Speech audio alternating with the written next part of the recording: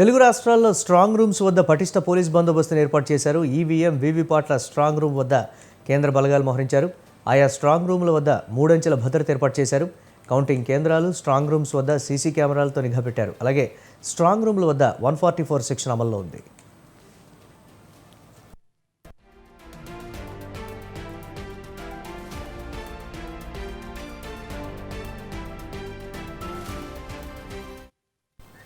ఇక స్ట్రాంగ్ రూమ్ల వద్ద నుంచి మరిన్ని అప్డేట్స్ మా కరెస్పాండెంట్ ప్రదీప్ లైవ్ ద్వారా అందిస్తారు. Over to you Pradeep. Thank you Murali.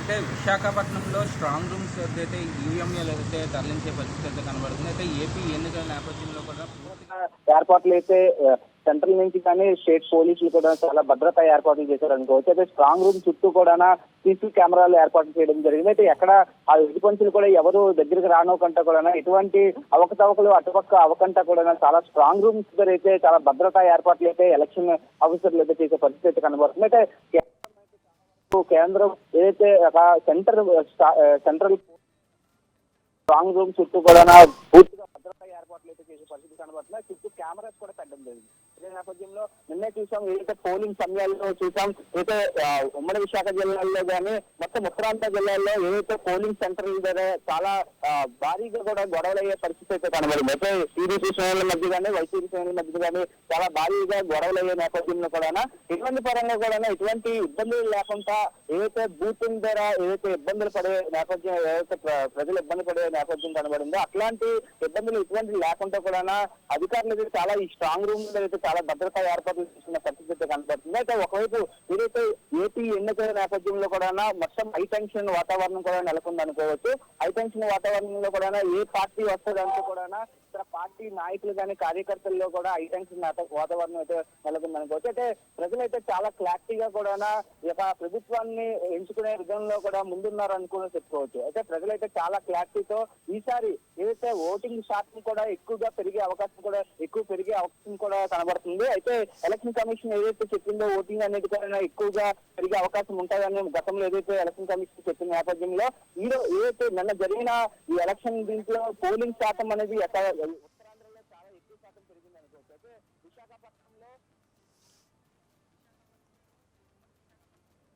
నేపథ్యంలో కూడా 40 లక్షల ఓటర్లలో 78% అయితే పోలింగ్ అయ్యే పరిస్థితి కనబడుతుంది. 78% పోలింగ్ అయిన నేపథ్యంలో కూడా పూర్తిగా కూటమికి అయితే ప్రజలు మొగ్గు చూపినట్టు కూడా తెలుస్తుంది. కూటమి వైపే ప్రజలందరూ కూడా ఉన్నారంటూ కూడా ఇక్కడ పూర్తిగా టాక్ అయితే నెలకొంటుంది. అయితే వైసీపీ నాయకుల్లో అయితే చాలా అసంతృప్తి అయితే ఇప్పటికే వస్తున్నట్టు కూడా తెలుస్తుంది. అయితే ఓవరాల్ గా ఉమ్మడి విజయనగరం జిల్లాలో 9 నియోజకవర్గాల్లో ఉమ్మడి విజయనగరం జిల్లా 13 లక్షల ఓటర్లలో అయితే దగ్గర అయితే 80% ఓటింగ్ అయ్యే పరిస్థితి అయితే కనబడుతుంది. 80% ఓటింగ్ లో కూడా ఇక్కడ కూడా కూటమి అయితే ఊపైతే కనబడుతుంది. అయితే ఓవరాల్ గా ఉమ్మడి విజయనగరం జిల్లాలో నిన్న జరిగిన ఏదైతే ఘటనలు ఏదైతే అర్ధరాత్రుల వరకు కూడా 12 గంటల వరకు కూడా పోలింగ్ అయ్యే ఆ పరిస్థితి కనబడింది. ఎన్నడూ లేని విధంగా ఏ ఎలక్షన్ లేని విధంగా కూడా ఈసారి మాత్రం ఓటర్లు వాళ్ళ సొంత గ్రామాలకు అయితే ఓటేసే పరిస్థితి అయితే కనబడింది. అయితే మార్పు వచ్చింది. అసలు తమ ఓటుని వాడుకునే పరిస్థితి, తమ ఓటు తన హక్కు అంటూ కూడా ఓటర్లందరూ కూడా ఓటు వేసే పరిస్థితి కనబడుతుంది. అయితే శ్రీకాకుళం జిల్లాకు వచ్చినప్పటికీ ఉమ్మడి శ్రీకాకుళం జిల్లాలో 10 నియోజకవర్గాల్లో 16 లక్షల జనాభాలో అయితే 16 లక్షల జనాభాలో 75% పోలింగ్ అయితే అయ్యే పరిస్థితి కనబడుతుంది. ఇక్కడ కూడా కూటమి వైసీపీ కూడా ఓరావోరీగా పరిస్థితి కనబడుతుంది. అయితే ఓవరాల్ గా ఉత్తరాంధ్ర ప్రజలు ఈసారి కూటమి వైపు మొగ్గు చూపినట్టు కూడా తెలుస్తుంది. అయితే ఇప్పటికే తెలుస్తుంది అసలు వైసీపీ శ్రేణులు మొత్తం కూడా నిరాశ కూడా ఉన్న పరిస్థితి అయితే కనబడుతుంది అంటూ కూడా ప్రజలైతే చెప్తున్నారు. అయితే పూర్తిగా ఏదైతే ఈ పోలింగ్ అయిన నేపథ్యంలో ఈ పోలింగ్ లో కూడా క్లారిటీ అయితే రిజల్ట్ అయితే తెలిసిపోయే పరిస్థితి అయితే కనబడుతుంది. అయితే ప్రజల్లోని వ్యతిరేకత ఎందుకు వచ్చింది, అసలు ఇటువంటి పరంగా ఈ యొక్క ఓటింగ్ అనేది శాతం పెరిగే అవకాశం ఉన్నది కాబట్టి ఈ పెరిగే అవకాశంలో ఏదైతే ఏ పార్టీకి ఓటింగ్ పడే అవకాశం ఎక్కువగా కనబడుతుందంటూ కూడా ఇంకా ఈ యొక్క వేవ్ అయితే తెలిసిపోయే పరిస్థితి అయితే కనబడుతుంది. అట్లాగే ఏదైతే ఉమ్మడి విశాఖపట్నం జిల్లాలో అయితే నిన్నైతే టీడీపీ గానీ వైసీపీ గానీ కుర్చీలతో కొట్టుకునే పరిస్థితి అయితే కనబడింది. కుర్చీలతో కొట్టుకొని కూడా చాలా వరకు ఒక విశ్వాసంతో అక్కడైతే చేసే పరిస్థితి అయితే కనబడింది. జనాలు కూడా భయపడే పరిస్థితి కనబడింది. అయితే అధికారులు కూడా చాలా వరకు భద్రతా ఏర్పాట్లు చేసినా సరే చాలా నిన్నైతే వాతావరణం కూడా వర్షాలు పడడంతో కూడా పూర్తిగా పోలింగ్ అనేది వర్షంలో కూడా ఓటేసే పరిస్థితి అయితే కనబడింది. అయితే నిన్న ఏవైతే 5:30 సమయానికి అయిపోయే పోలింగ్ అనేది రాత్రి 9 నుంచి 12 గంటల వరకు కూడా అయిపోయింది. రాత్రి 9 నుంచి 12 వరకు ఈ యొక్క పోలింగ్ ఓట్లు వేయడానికి అయితే ప్రజలు క్యూలో నుంచి ఉన్న పరిస్థితి కనబడింది. అలాగే విజయనగరం జిల్లాలో కూడా అట్లాగే రాత్రి 10 గంటల నుంచి 11 సమయం కూడా విజయనగరం జిల్లాలో పోలింగ్ చేసే పరిస్థితి కనబడింది. అలాగే శ్రీకాకుళం జిల్లాలో కూడా అయితే ప్రజలు మాత్రం ఓటింగ్ శాతం అనేది పెరిగింది అనుకోవచ్చు.